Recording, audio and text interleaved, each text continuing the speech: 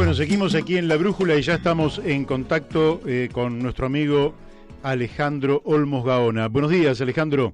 ¿Qué tal, Mario? ¿Cómo estás? Muy bien, aquí y volviéndonos a contactar contigo, como se han cumplido 20 años del fallecimiento de tu papá la semana pasada, Ujú. y acá lo consideramos uno de los grandes patriotas, por lo menos de este tiempo histórico, sin lugar a dudas. Nos gustaría si nos pudieras hacer sintéticamente una semblanza sobre quién fue Alejandro Olmos. Bueno, vos sabés que yo precisamente cuando pasaron esos años, escribí una breve semblanza, porque una de las cosas que me llamó la atención siempre es que mucha gente cree que lo único que hizo mi papá fue investigar la deuda desde el 82 hasta que se murió. Es como si antes no hubiera existido, y había así en algunos medios algunas vagas referencias a su origen dentro del nacionalismo, etcétera. Pero la realidad es que cuando mi viejo vino a los 10 años, porque nació en Tucumán, vino a los 10 años a Buenos Aires de vivir con una abuela de él, aparte de estudiar, ya desde muy chico se ve que le interesaron los problemas del país, Uh-huh. a punto tal que ignoro por qué, es decir, quizás me olvidé de preguntárselo en su momento, a los 14 años tenía un programa en Radio El Estado, en ese momento se llamaba, la Nacional de ahora se llama Rama Diario del Estado. Tenía un programa donde comentaba cuestiones políticas. Mira. Y en 1939 o 40, le llamó la atención al que en ese momento era ministro de Marina, el almirante León Escaso, de una persona que estaba haciendo comentarios así muy aparentemente rigurosos y solventes. Entonces quiso conocerlo. Y eso por referencias de mi padre y de amigos de mi padre, cuando Escaso vio aparecer a un chico de pantalón corto, en ese momento los de 14 años usábamos pantalones cortos en esa época, ¿no? Ahora no. Se asombró, y no solo se asombró, sino que parece que tuvo un diálogo así muy interesante sobre todo ese tipo de cosas. Después mi viejo participó en una serie de asociaciones de la Unión de Estudiantes Secundarios, siempre empezó a tener interés por todas estas cuestiones que tienen que ver con la política. Sí. Y en el año 1900, es decir, se vinculó con toda la gente de Forja, con Scalabrini Ortiz, con Arturo Jaureche, es decir, y tuvo un gran amigo que fue José Luis Torres, que fue el que definió como década infame a una parte de la historia contemporánea de la Argentina. Uh-huh. En ese momento, es decir, se produce el golpe del 43, mi padre estuvo de acuerdo con ese pronunciamiento militar. Después de eso viene la elección de Perón, y ahí es cuando empiezan quizás los primeros conflictos, porque mi padre cuestiona la firma del del Tratado de Chapultepec, que de alguna manera subordinaba un poco a la Argentina la hegemonía de los Estados Unidos, y cuestiona ese pacto, hace una especie de presentación en la justicia diciendo que la Argentina no podía someterse a un sistema interamericano liderado por un país hegemónico. Claro. Y en ese tratado además fue discutido y fue cuestionado por los propios miembros, por los propios diputados que en ese momento representaban al peronismo, ¿no? Uh-huh. Como John William Q, Joaquín Díaz de Vivar y otros.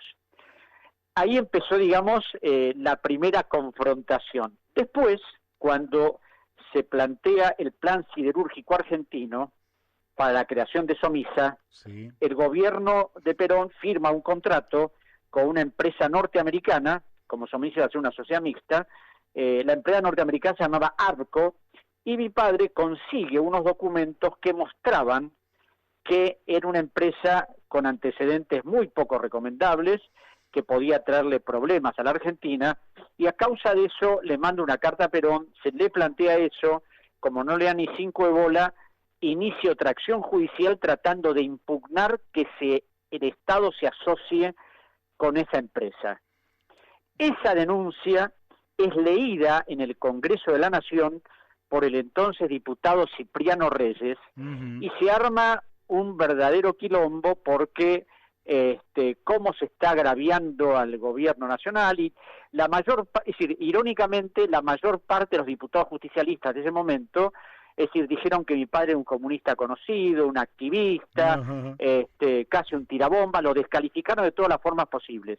Y esto se puede ver no solo en el diario de sesiones, sino que José Luis Torres escribió un libro que se llama La Patria y su Destino, donde le dedica un capítulo a mi padre contando ese hecho.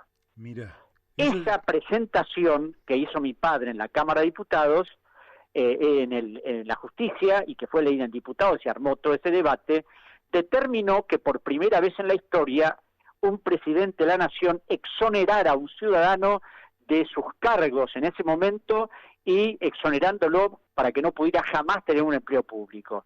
Ese decreto que firmó Perón determinó que mi padre fuera eyectado de 2 funciones que tenía en la Dirección General de Aduanas y en el Banco Central, y por supuesto se quedó literalmente en la lona.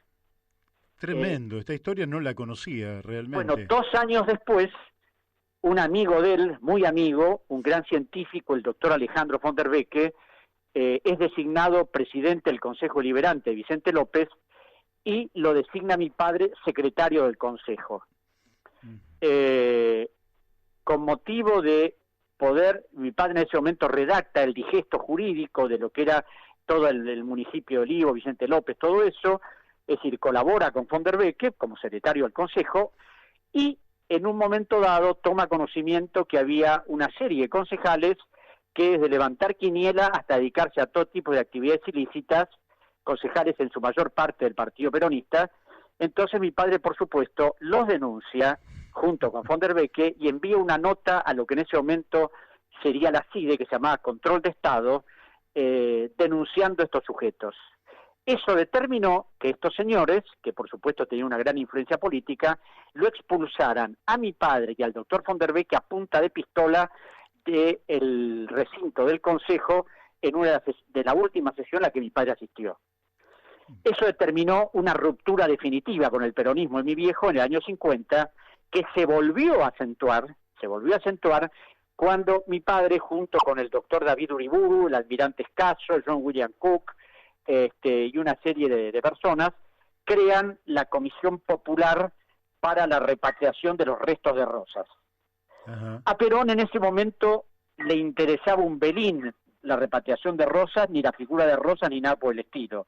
Todo eso después lo adquirió a partir del año 60 y pico, pero en ese momento no le interesaba nada. Tan no le interesaba que un amigo de Perón, el coronel Bartolomé Descalzo, que era presidente del Instituto Nacional Sanmartiniano, se opuso ferozmente a esa repatriación, dijo que jamás había existido relación entre Rosas y San Martín, cosa que era un verdadero disparate, porque estaban las cartas que se habían cruzado, y mi padre nuevamente vuelve a enfrentar a estos funcionarios del peronismo, pidiendo un tribunal de honor para el coronel Descalzo, mandando una carta furibunda a la nación, porque naturalmente los Mitre habían justificado esta posición del Instituto Sanmartiniano.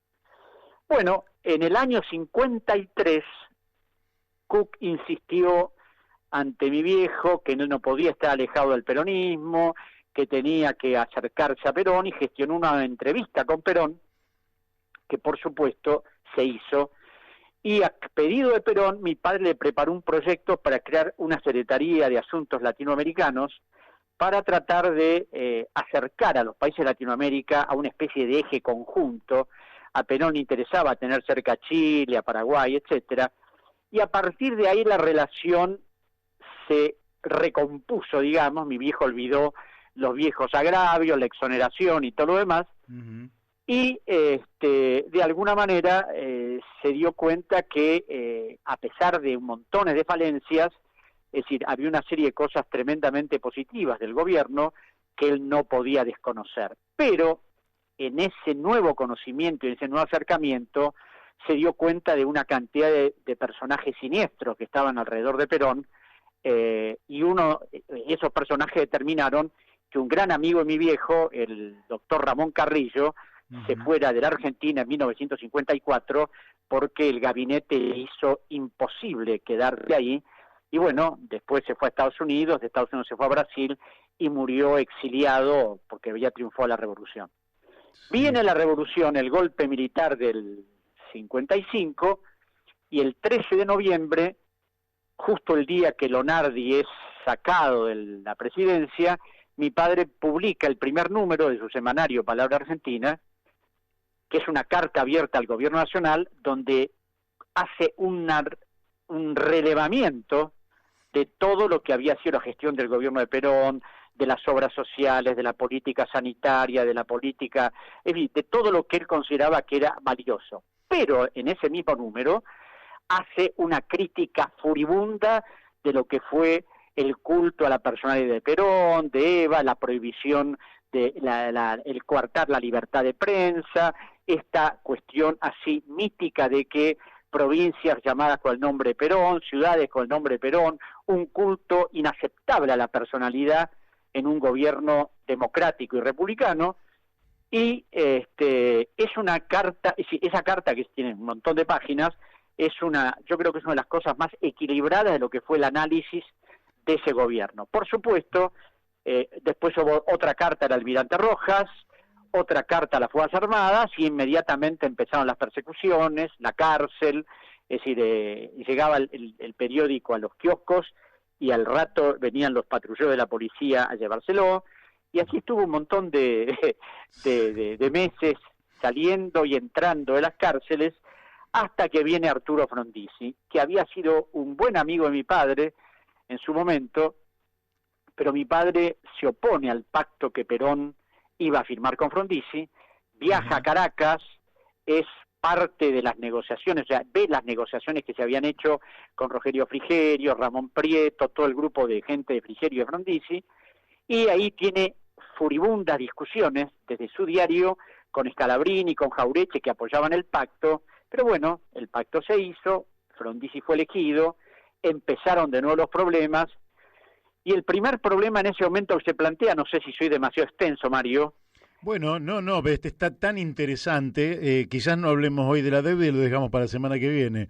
Bueno, pero es tan interesante lo que está diciendo que está espectacular. Bueno, viene Frondizi, se produce el tremendo problema del frigorífico Lisandro Latorre, mi padre vuelve a impugnar la política de Frondizi, y nuevamente a la cárcel,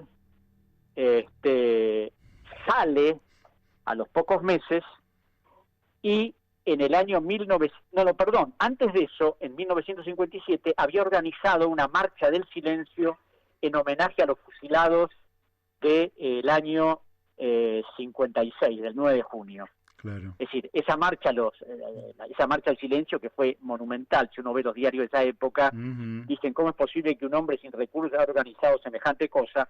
Quizás es explicable porque en una carta que Cook le manda a Perón, le dice: mire, general, esta cuestión de Olmos es muy extraña porque sin medios está editando un periódico que tiene una tirada de 200.000 ejemplares y lo leen casi 1 millón de personas. Increíble, bueno, esa marcha determinó naturalmente que mi viejo fuera de nuevo a la cárcel, hasta que, bueno, como te decía, viene la presidencia de Frondizi, pasa eso, vuelve a la cárcel, y en junio del 59, en junio del 58, dice: voy a hacer la segunda marcha del silencio. Entonces se reúne con el Comando Táctico Peronista para acordar los detalles de la marcha, y en el Comando Táctico le dicen que no, que ya la marcha no había que hacerla porque ahora el justicialismo estaba habiendo apoyado al presidente, que esto podía tener una serie de conflictos, y que lo mejor sería hacer una misa ahí en Florida, en una parroquia chiquita, lo que a mi viejo le pareció una actitud vergonzante, y dijo: yo la voy a hacer. Entonces le dijeron que el general Perón no aprobaba esa marcha. Mi viejo llegó a la redacción del diario, y como él, a través de sus viajes a Caracas y a Ciudad Trujillo, sabía cómo a Perón a veces le enroscaban la víbora, agarró y le mandó un cable a Perón diciéndole: mire, general, me han dicho que usted no aprueba la marcha del silencio que voy a hacer, en razón de la relación que hay con el presidente Frondizi. Yo lo lamento mucho, pero la marcha la voy a hacer con su autorización o sin su autorización, porque estas personas merecen indudablemente ser recordadas. Sí, claro. Por supuesto, a las pocas horas recibí un cable de Perón diciéndole que desde ya estaba de acuerdo con que se hiciera esa marcha y le mandaba todo su respaldo y dejó pagando a los representantes de Perón en Buenos Aires. ¿Vas a hacer un libro con todo esto, Alejandro? Mirá, me han dicho, viste, inclusive precisamente después mi viejo viajó a Ciudad Trujillo a verlo a Perón y le hizo un reportaje que salió en Palabra Argentina donde Perón ya vociferaba contra Frondizi, fines del año 58, y casualmente el otro día encontré un recorte de uno de los diarios donde una foto de mi padre con Perón y con Cook en Ciudad Trujillo en fines de ese año. Bueno, a mí me parece que estás ya casi como condenado a ponerte a escribir, porque esto es de un interés, yo te diría histórico, pero además político, ahora, muy alto. Vendrás que muy poca gente conoce estas cosas, ¿no? No, es más, yo que, digamos, no las conocía, y fíjate Por que eso. conocí a tu papá, hicimos charlas aquí en Morón con él sobre el tema de la deuda, varias. No, inclusive esa relación con mi viejo y Perón, es decir, mi viejo por un lado tenía serios cuestionamientos, por otro lado admiraba a Perón, pero un detalle que cuando fue cuando fue la revolución esta del 9 de junio, que intervino Valle y Baceta, Cogorno y todo lo demás, el coronel Baceta era primo de mi padre, ¿no? Que fue el que levantó el regimiento del Campo de Mayo. Y bueno, al poco tiempo de producido ese golpe, Perón los defenestró a los militares que habían hecho ese golpe, defenestró a Valle, a Cogorno, a todos, dijo que eran unos traidores, que cómo habían hecho eso, etcétera, etcétera. El que lo convenció de que estaba equivocado con esa posición y determinó que Perón cambiara fue mi viejo, y no es porque lo diga yo, sino porque lo relata claramente Enrique Pavón Pereira en una de sus biografías de Perón, diciendo que mi padre había convencido a Perón de que estaba equivocado en esa crítica acerba que había hecho a los que habían intervenido en el golpe.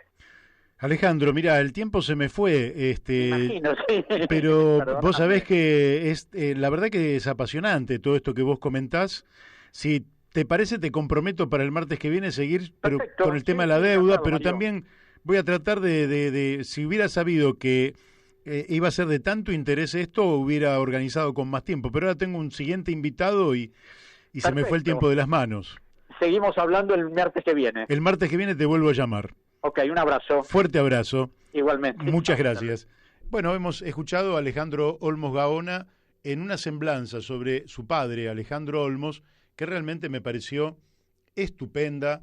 Es una pieza para guardar, porque es una personalidad de esas que tanto le hacen falta a los países, a los pueblos, que leen la realidad y que actúan con una buena lectura sobre la realidad, pero que actúan con gran lucidez, un sentido del honor y de la patria que realmente, bueno, a nosotros nos tiene que llenar de orgullo haber tenido hombres como él, que además se animó, porque la historia para mí de Alejandro Olmos, sabía que tenía mucha historia anterior, pero empezaba con su denuncia sobre la deuda externa del año 1982, donde todavía con la dictadura él se animó a desafiarlos diciéndole que toda la deuda que habían contraído era una deuda básicamente fraudulenta, ilegítima, ilegal e inmoral.